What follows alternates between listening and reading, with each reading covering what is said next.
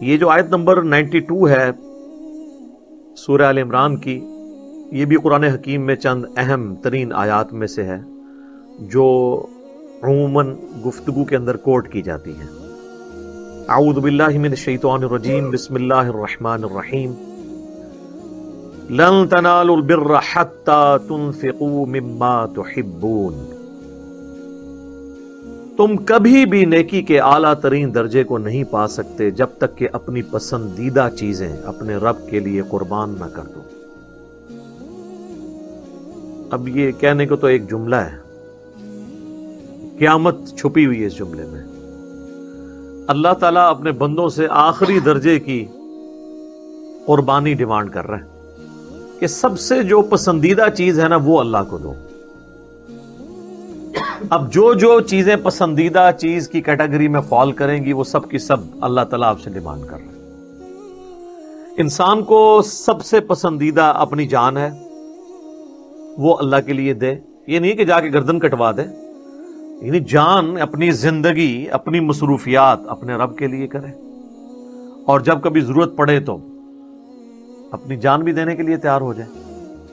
یعنی آپ نے جسمانی طور پر، مالی طور پر، ہر لحاظ سے اللہ کے لیے کمٹمنٹ شو کرنی۔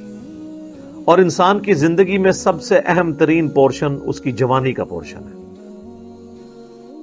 ینگ ایج میں انسان کے اعصاب بھی مضبوط ہوتے ہیں، طاقت بھی ہوتی ہے، کمٹمنٹ کے ساتھ کاموں کو وہ پرفارم بھی کر سکتا ہے۔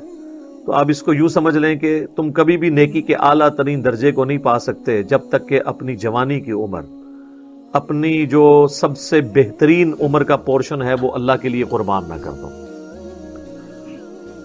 در جوانی توبہ کردن، شیوہ پیغمبری جسے کہا جاتا ہے کہ جوانی میں نیکی کی زندگی گزارنا، یہ پیغمبروں کا شیوہ ہے۔ بڑھاپے میں تو شیر بھی شکار کرنا چھوڑ دیتا ہے۔ جب گناہ کرنے کی طاقت نہ رہے، بغاوت کی طاقت نہ رہے، اس وقت بغاوت سے بچنا یہ کمال نہیں ہے۔ کمال یہ ہے کہ جب سب کچھ اویلیبل تھا اس کے باوجود آپ اللہ کے خوف کی وجہ سے اللہ تعالیٰ کے ساتھ اپنی کمٹمنٹ کو شو کرتے ہوئے شیطان کی بجائے پیغمبروں کی پیروی اختیار کریں۔ یہ ہے اصل میں چیز۔ باقی یہ آیات ہمارے سامنے سے جب گزرتی ہیں تو ہم تو ان کو لیتے ہیں بڑی نارمل آیات، جبکہ صحابہ اکرام اور اہل بیت کے سامنے جب اس طرح کی چیزیں آتی تھی نا تو وہ پھر ان کی ایگزیکیوشن بھی کرتے تھے۔ آگے پوچھتے تھے کہ جی اب کیا کرنا ہے بتائیے۔ صحیح بخاری اور صحیح مسلم دونوں میں یہ حدیث موجود ہے۔ سیدنا ابو طلحہ انصاری جو انس بن مالک کے باپ بھی ہیں، کیونکہ انس بن مالک کی جو والدہ تھی ام سلیم، ان کے ساتھ بعد میں انہوں نے شادی کر لی تھی، تو وہ رسول اللہ صلی اللہ علیہ وآلہ وسلم کی خدمت میں حاضر ہوئے کہ قرآن میں یہ آیت نازل ہوئی ہے کہ تم کبھی بھی نیکی کے اعلیٰ ترین درجے کو نہیں پا سکتے جب تک کہ اپنی پسندیدہ چیزیں اپنے رب کو نہ دے دو، قربان کر دو۔ تو میرے مال میں سے سب سے زیادہ پسندیدہ چیز میرا ایک باغ ہے۔ سر باغ کو آپ آج کل کے باغوں پہ قیاس نہ کیجئے گا کہ کسی نے مکان کے اندر کوئی چھوٹا سا گارڈن بنایا ہوا ہے۔ وہاں باغ کا مطلب ذریعہ معاش ہوتا تھا، کیونکہ باغ کے اندر کھجوروں کے درخت ہوتے تھے، باقی درخت جس سے وہ انکم حاصل کرتے تھے۔ آپ سمجھ لیں کسی کی چلتی دکان ہے جس پہ خرچہ تو بہت تھوڑا ہونا ہے اور اس کی آؤٹ پٹ ہی آؤٹ پٹ ہے۔ تو سب سے مہنگی ترین چیز، سب سے محبوب ترین چیز میرا ایک باغ ہے۔ میں یہ چاہتا ہوں کہ یہ قرآن کی جو آیت نازل ہوئی ہے، یا رسول اللہ لن تنالوا البر حتی تنفقوا مما تحبون، تو میں اس کو اللہ کی راہ میں خرچ کر کے آخرت کے لیے ذخیرہ کر لوں۔ تو نبی علیہ السلام بڑے خوش ہوئے۔ آپ نے فرمایا کہ بالکل کرو، اور پھر آپ نے فرمایا کہ ایسا کرو کہ اسے اپنے قریبی رشتہ داروں میں جو چچا زاد ہیں، کزنز ہیں، تایا زاد، ان میں تقسیم کر دو۔ تو انہوں نے اس میں ان کو تقسیم کر دیا۔ سب سے مشکل رشتہ داروں کے اوپر مال لگانا ہوتا ہے۔ نبی علیہ السلام نے یہ نہیں کہا کہ اسے لا کے تو مدرسے کے نام لکھ دو یا یہ میرے لیے وقف کر دو۔ آج آپ کسی مولوی مدرسے والے کے پاس چلے جائیں کہ میں نے یہ صدقہ اور خیرات کرنا ہے، تو وہ آپ کو یہ کہے گا کہ جاؤ اپنے جو غریب رشتہ دار ہیں ان میں بانٹ دو. وہ کہے گا لے ادھر رسید کٹا تیری. یہ فرق ہے جناب. تو نبی علیہ السلام کو چونکہ دنیاوی کوئی لالچ نہیں تھی, آپ نے اسے مین مال غنیمت کے پول کے اندر نہیں لیا, آپ نے فرمایا اپنے رشتہ داروں پہ خرچ کرو. نبی علیہ السلام نے پریکٹیکلی قرآن پہ عمل کر کے بتایا. قرآن کا اسلوب یہ ہے کہ آپ کے مال کے سب سے زیادہ حقدار آپ کے قریبی رشتہ دار ہیں. لوگ صدقہ اور خیرات اور زکوٰۃ کا بھی پوچھ رہے ہوتے ہیں, اور کوئی رشتہ داروں میں کوئی بہت زیادہ چھلانگ بھی لگا لیتا ہے نا, تو دور پار کا کوئی رشتہ دار نکالتا ہے, بھائی سب سے پہلی رشتہ داری جو آپ کی ہے نا, جس پہ آپ کا صدقہ خیرات زکوٰۃ لگے گی, وہ آپ کے بہن بھائی ہیں یا ان کی اولاد ہے. ان کو کسب پرسی میں چھوڑا ہوتا ہے, اور باقی دنیا میں وہ دسترخوان چلا رہے ہوتے ہیں, اللہ کی راہ میں خرچ کر رہے ہوتے ہیں, کیونکہ وہاں جیلسی فیکٹر آ جاتا ہے. آج تک کبھی نہیں ہوا کہ کسی غیر رشتہ دار نے کسی کے اوپر تعویذ کروائے ہوں. ویسے تو زیادہ تر ہے ہی فراڈ ہے, ہوتا کچھ نہیں ہے, نفسیاتی بیماری ہوتی ہے. لیکن اگر ہوں بھی تو کبھی ایسا نہیں ہوا کہ کوئی بہو جو ہے وہ جائے پتہ لگوانے کے لیے, اور وہ آگے سے نجومی صاحب یہ نہ بتائیں کہ تیری ساس نے کروایا تیرے پہ, اور ساس جائے اور اس کو یہ نہ بتایا جائے کہ تیری بہو نے کروایا. کبھی ایسا ہوا ہے کہ کوئی کہے کہ جی ساس کی جائے, تو وہ کوئی بندہ کہے کہ جی وہ ایک بندہ ہے, وہ فلاں شہر میں رہتا ہے, اس نے کرایا ہوگا, تو وہ تو آپ بھی کہیں گے یار وہ تو میرے نال کے لینا دینا. جس کے ساتھ لینا دینا ہوتا ہے وہی جیلسی فیکٹر میں انوالو ہوتے ہیں نا, اور قریبی رشتہ دار ہوتے ہیں. تو نبی علیہ السلام نے اسی چیز کو ایمفسائز کیا کہ اپنے رشتہ داروں میں وہ مال خرچ کرو. سب سے زیادہ حقدار وہ ہیں, اور سب سے زیادہ مشکل انہی کے اوپر خرچ کرنا ہو جاتا ہے. ایک اور حدیث ہے بخاری اور مسلم میں, سیدنا عمر ابن خطاب رضی اللہ تعالیٰ عنہ نبی علیہ السلام کے پاس حاضر ہوئے اور یہی آیت پڑھی, لن تنالوا البر حتی تنفقوا مما تحبون, اور کہا کہ یا رسول اللہ مجھے جو خیبر کے پاس زمین ہے میری, وہ مجھے سب سے بڑھ کر عزیز ہے, تو میں چاہتا ہوں کہ اللہ کی راہ میں خرچ کروں. تو نبی علیہ السلام نے ان کو فرمایا کہ تم اس کو اللہ کے لیے وقف کر دو, باقی اس کے اوپر جو پھل فروٹ لگتے ہیں وہ جو آمدن ہو رہی ہے نا, اس کو اللہ کی راہ میں خرچ کر دو. یعنی اصل ایسٹ اپنی جگہ پہ رہے, اور اس سے جو انکم ہو رہی ہے اس کو خرچ کرو. یہ بھی ایک فارم ہے. تو آخرت کے لیے ذخیرہ کرنا ہے. جو ابو طلحہ انصاری نے کہا یا رسول اللہ میں چاہتا ہوں آخرت کے لیے ذخیرہ کرنا. بخاری اور مسلم دونوں میں حدیث ہے کہ انسان رٹ لگاتا رہتا ہے پوری زندگی, میرا مال میرا مال میرا مال, جبکہ تیرا مال تو وہ ہے جو تو نے کھا لیا یا پہن کر بوسیدہ کر دیا, یا اللہ کی راہ میں خرچ کر کے آخرت کے لیے سٹور کر لیا. باقی تو تیرے ورثاء کا مال ہے, پچھلے تقسیم کریں گے. اچھا, جو آپ اللہ کی راہ میں اپنے ہاتھوں سے خرچ کرتے ہیں نا اور آخرت کے لیے محفوظ کر لیتے ہیں, وہ آپ کا مال ہے, کیونکہ قیامت کے دن کی کرنسی جو ہے وہ نیکیاں ہیں. لیکن اس کا یہ مطلب نہیں ہے کہ جاتے جاتے پورا جو اپنا مال ہے یا اپنی جائیداد ہے وہ کسی مدرسے کو دے جائیں یا کسی این جی او کو دے جائیں. نہیں, اسلام نے اس چیز کو ناپسند کیا ہے کہ کوئی شخص اپنا سارا کا سارا مال اللہ کی راہ میں خرچ کر دے. اس چیز کو اسلام نے ناپسند کیا ہے, نبی علیہ السلام نے اس سے منع فرمایا ہے. وہ جو اوائل اسلام میں چند ایک قربانی کے واقعات آپ کو ملتے ہیں نا, وہ اس وقت سچویشن ایسی تھی.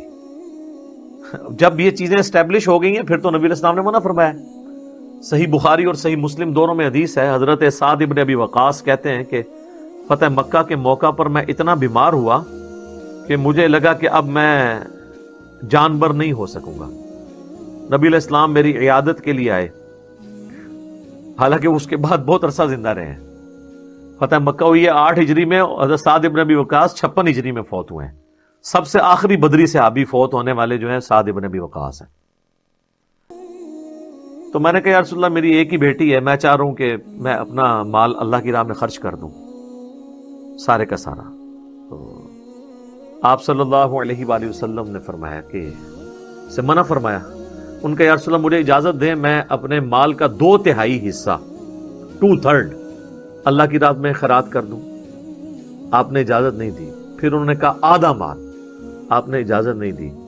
پھر انہوں نے کہا 1/3 مال, تو آپ نے بڑی مشکل سے اجازت دی اور ساتھ فرمایا کہ کیا تم یہ چاہتے ہو کہ تمہارے مرنے کے بعد تمہاری اولاد اور قریبی رشتہ دار جو ہیں یہ لوگوں سے مانگتے پھریں ان کے لیے کچھ چھوڑ کے مرو. یہاں پہ ذرا سا باپ بیٹے کا جھگڑا ہوتا ہے، سب سے پہلے وہ اولاد کو آگ کرتے ہیں اور جاتے جاتے مدرسوں کے نام لکھ کے چلے جاتے ہیں. یہ وہ نیکی نہیں کما کے گئے، گناہ ہی کما کے گئے. 1/3 سے زیادہ مال آپ اللہ کی راہ میں خیرات کر ہی نہیں سکتے اپنی زندگی میں. پچھڑوں کے لیے چھوڑ کے مرنا ہے، کیونکہ مالک اللہ ہے اس مال کا. اور آگ تو آپ کر ہی نہیں سکتے نا، آگ کا تو کنسیپٹ اسلام کے اندر ہے ہی کوئی نہیں ہے. یہ تو پاکستانی قانون کے اندر کسی نے اگر کوئی بنا دیا تو بنا دیا. آگ تو کوئی کر ہی نہیں سکتا، مالک اللہ ہے. باپ بیٹے کا رشتہ کون ختم کر سکتا ہے؟ بیٹی باپ کا رشتہ، ماں بیٹے کا رشتہ، یہ کون ختم کر سکتا ہے؟ صلبی رشتے تو ختم ہی نہیں ہو سکتے. آگ کا کوئی کنسیپٹ نہیں ہے. لیکن یہ بھی نہیں ہے کہ سارے کا سارا مال آپ نے خیرات کر جانا ہے، پچھڑوں کے لیے چھوڑ کے مرنا ہے. اور یہ بھی یاد رکھیے گا، صحیح بخاری میں حدیث ہے کہ وارث کے لیے وصیت نہیں ہو سکتی. وصیت صرف ہوگی ادر دین وارث کے لیے. اور پھر نبی علیہ السلام فرمایا کہ جو وارث کا حق ہے وہ اللہ نے قرآن میں رکھ دیا ہے. سورہ النساء کے دوسرے رکوع کے اندر پوری ڈیٹیل آئی ہے. اب کوئی شخص یہ نہیں کہہ سکتا کہ میرے مرنے کے بعد جو وراثت تقسیم ہوگی وہ تو ہوگی، لیکن یہ ایک دکان ہے، یہ میں اپنے فلاں بیٹے کو دے کے جا رہا ہوں. ایسے نہیں ہو سکتا. اور زندگی میں اگر کسی کو گفٹ بھی دینا ہے پھر سب کو برابر دینا ہوگا. بخاری مسلم میں حدیث ہے، ایک صحابی ہے، انہوں نے کہا یا رسول اللہ آپ گواہ ہو جائیں کہ میں نے اپنے اس بیٹے کو یہ غلام ہبہ کیا. آپ نے فرمایا باقی اولاد کو بھی ایک ایک غلام دیا ہے تم نے؟ کہا نہیں. تو فرمایا اس گناہ کے کام پہ تم مجھے گواہ کر رہے ہو، یا ان کو بھی ایک ایک دو یا اس سے بھی واپس لے لو. یہ جناب اسلام ہے، یہ کتابوں کا دین ہے. باقی اجر تو آپ نے اللہ سے لینا ہے. کوئی کہتا ہے میری اولاد نافرمان نکلی ہے تو اب میں اسے آگ کر دوں گا، تو آپ ان چیزوں کی بنیاد کے اوپر شریعت کو توڑیں گے.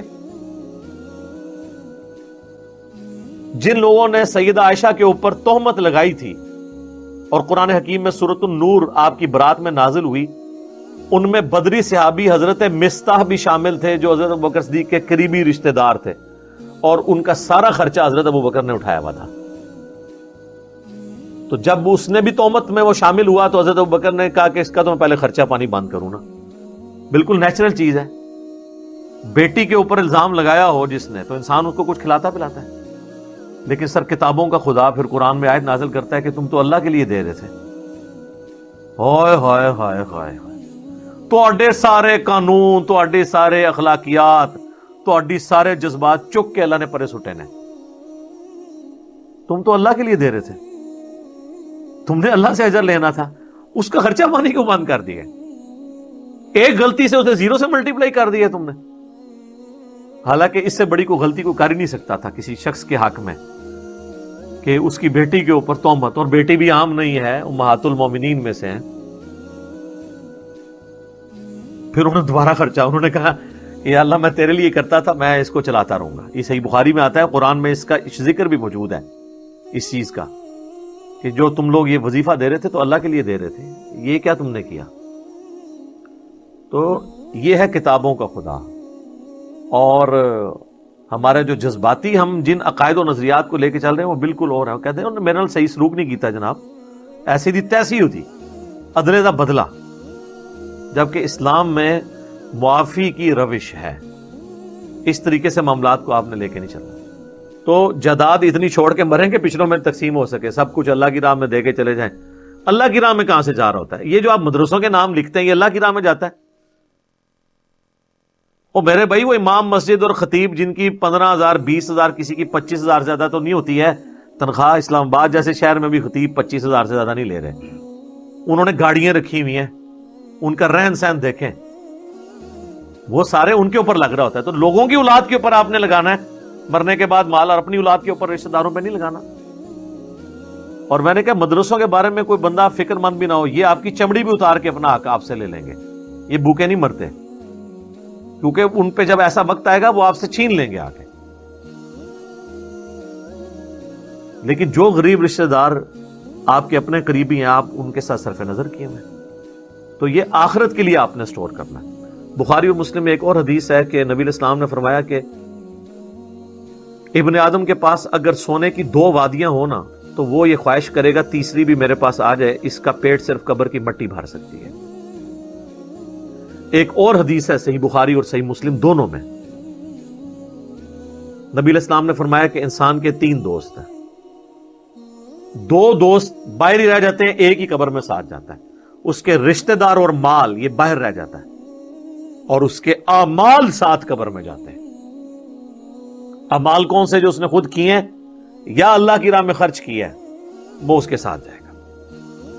اور اگر کوئی اپنے ساتھ قبر میں لے بھی جائے مال، جیسے وہ پرانے زمانے میں جو فرعون تھے جن کے بڑے بڑے مقبرے بنے ہوئے ہیں پیرامڈز گیزا کے اندر مصر میں، تو ان کو ان کی پوری دولت میں دفنایا جاتا تھا، تو وہ اس سے کیا استفادہ کر سکتے ہیں؟ آخرت کی کرنسی تو میرے بھائی سونا چاندی تو نہیں ہے۔ قرآن میں تو جگہ جگہ آیا اگر زمین کے برابر بھی سونا ہو اور اللہ تعالیٰ کسی کو آفر کرے کہ یہ سونے کا تو مالک ہے، تو وہ فدیہ دینے کے لیے تیار ہو جائے اپنی جان چھڑانے کے لیے، حالانکہ ایسا پاسبل نہیں ہے، سمجھانے کے لیے۔ تو آخرت کی کرنسی تو ہے نیک اعمال، یہ تو آخرت میں کام۔ ہاں یہ کرنسی بھی، یہ دولت بھی آخرت کی کرنسی میں بدل سکتی ہے۔ جیسے آپ باہر کے ملک میں جا کے پیسے دے کے ڈالر لے سکتے ہیں، یہاں پہ بھی آپ بیٹھے بیٹھے آخرت کی کرنسی لے سکتے ہیں اگر آپ آخرت کے ڈیوائن بینک میں، اللہ کے بینک میں سے جمع کرواتے ہیں۔ اور اس کا سورس آپ کے سب سے قریبی رشتہ دار، ان کے بارے میں تو یہاں تک آیا، بخاری مسلم میں حدیث ہے، جو شخص یہ چاہتا ہے کہ اس کی عمر دراز کر دی جائے اور اس کے رزق میں برکت ہو تو اپنے رشتہ داروں کے ساتھ حسن سلوک شروع کر دیں۔ حسن سلوک یہ نہیں ہے کہ خالی چلتے پہ دن سلام کرے، مال نہ ہو، حسن سلوک عمر بھی دراز ہوگی اور رزق میں برکت بھی ہوگی۔ یہ حدیث بخاری میں بھی ہے اور مسلم میں بھی ہے۔ تو اس طرف ذرا توجہ دی جائے، ساری کی ساری توجہ۔ وہ مجھے غامدی صاحب والی بات یاد آئی کہ لوگ اپنے قریبی رشتہ داروں کا مال ہتھیا لیتے ہیں اور پھر دل میں یہ سوچتے ہیں کہ چلو میں تہجد میں پہلے 8 پڑھتا تھا، اب 2 اور بڑھا لیتا ہوں۔ سر تسی جا کے کعبے بھی وڑ کے تہجد پڑھو۔ جس نے کسی کا ناحق مال دبایا ہے نا، اس کی تو چمڑی اتر جانی ہے۔ بخاری و مسلم دونوں میں حدیث ہے، جس نے 1 بالش زمین بھی کسی کی دبا لی تو 7 زمینوں کا توق اس کے گلے میں قیامت والے دن ڈالا جائے گا۔ 1 بالش 9 انچ 10 انچ، صرف 9 انچ کی بالش تو ہوتی ہے۔ یہاں پوری جدادیں ہڑپ کر جاتے ہیں۔ بڑا بھائی مر گیا ہے، چھوٹا بھائی قبضہ کر کے اس کی اولاد کو بھی محروم کر دیتا ہے، بہنوں کی جدادیں دبا لیتے ہیں، داڑیاں رکھی ہوئی ہیں ماشاءاللہ، حاجی نمازی مشہور ہیں، اور کرتوت ان کے یہ ہیں۔ قرآن میں سورۃ النساء میں اللہ تعالیٰ نے فرمایا کہ جو لوگ یتیموں کا مال کھا رہے ہیں نا ناحق، اپنے پیٹوں میں دوزخ کی آگ بھر رہے ہیں۔ اللہ نے نہیں یہ دیکھنا کہ یار اس کی تو داڑھی اتنی لمبی ہے، اس کا تو چہرہ بڑا خوبصورت ہے، یہ تو پگڑی پیاری بہت باندھتا ہے، تو میں انہوں چھاڑ دیں وہاں۔ اللہ کا تو کرائٹیریا کچھ اور ہے۔ صحیح مسلم میں حدیث ہے، اللہ تعالیٰ تمہاری شکلوں اور مال کو نہیں دیکھتا، دلوں اور اعمال کو دیکھتا ہے۔ اس نے تو یہ چیزیں نہیں دیکھنی ہے، یہ ساری شکلوں سے اور مال سے آپ پبلک کو دھوکہ دیتے ہیں۔ اللہ نے تو دل اور اعمال دیکھنے ہیں کہ کرتوت اس کے کیسے تھے۔ اس لیے یہ آیات جب آتی ہیں نا، ان کو سیریس لیا کریں، اپنے اوپر اپلائی کرنے کی کوشش کریں، اور اس آئینے میں اپنی بھی شکل دیکھنے کی کوشش کریں کہ ہم کیا کر رہے ہیں۔ لن تنالوا البر حتى تنفقوا مما تحبون، تم کبھی بھی نیکی کے اعلیٰ درجے کو پا ہی نہیں سکتے جب تک کہ اپنی پسندیدہ چیزیں اللہ کی راہ میں قربان نہ کر دو۔ وما تنفقوا من شيء فإن الله به علیم، اور جو کچھ بھی تم اللہ کی راہ میں خرچ کرتے ہو تو بے شک اللہ کے علم میں ہے۔ اس میں اللہ تعالیٰ تسلی دے رہا ہے کہ تم ایک ایسے خدا پر یقین رکھتے ہوئے اس کی راہ میں خرچ کر رہے ہو جسے تم نے دیکھا نہیں ہے۔ عام دیکھے مالک کے لیے خرچ کر رہے ہو تو یہ ٹینشن نہیں لینی، اسے سب پتا ہے جس نے جس نیت سے دیا ہے۔ انہ علیم بذات الصدور، تو یہ تسلی رکھنی ہے کہ ایک ایک چیز کا وہ بدلہ تمہیں دے گا۔ من یعمل مثقال ذرۃ خیرا یرہ ومن یعمل مثقال ذرۃ شرا یرہ، ذرے کے برابر بھی نیکی کی ہے نا، اس کا بدلہ اللہ نے دینا ہے، اور ذرے کے برابر گناہ بھی کیا ہے نا تو وہ بھی تم پالو گے۔ انسان جس کے لیے قربانی کر رہا ہوتا ہے نا، ایک دنیا میں بھی ایک چیز ہے، یہ انسان کی نیچر میں ہے کہ انسان جس کے لیے قربانی کر رہا ہوتا ہے نا، اس کی بڑی خواہش ہوتی ہے کہ اس کو پتا چلے کہ میں نے اس کے لیے کیا ہے۔ اس کو تو چھوڑتے، اللہ کو بھی بتانے کے لیے وہ اسپیکر میں کہتے ہیں میرا نام لو، فلانے نے اینا دیتا ہے۔ یہ انسان کی خواہش ہے نا۔ انسان کسی دوست کے لیے قربانی کرتا ہے تو اس کے دل میں خواہش ہوتی ہے کہ میرے دوست کو پتہ چل جائے کہ میں نے اس کے لیے یہ تکلیف اٹھائی ہے تو مجھے وہ تکلیف جھیلنا آسان ہو جاتی ہے. یہ انسان کی نیچر ہے کہ جب انسان کو پتہ ہونا کہ اس کے لیے کر رہا ہے اور اس کو پتہ چل گیا ہے تو پھر انسان کے لیے وہ تکلیف جھیلنا آسان ہو جاتی ہے. تو اللہ تعالیٰ ہمارا جو کچھ تم میرے لیے کر رہے ہو نا تو ٹینشن نہیں لینی, میرے علم میں ہے, میں نے ایک ایک چیز کا حساب رکھا ہوا ہے, سب کچھ برابر کروں گا. اور ایسا کروں گا کہ سورۃ الانعام کے آخری رکوع میں اللہ تعالیٰ نے فرمایا کہ جو ایک نیکی لے کے آیا نا 10 گنا دوں گا, اور گناہ ایک ہوا تو ایک کے بدلے ایک ہی ہوگا. اور سورۃ البقرہ میں فرمایا کہ پھر 70 سے لے کے 700 گنا تک بھی بڑھا دوں گا, اور پھر فرمایا جس کے لیے چاہوں گا اس سے بھی زیادہ کر دوں گا.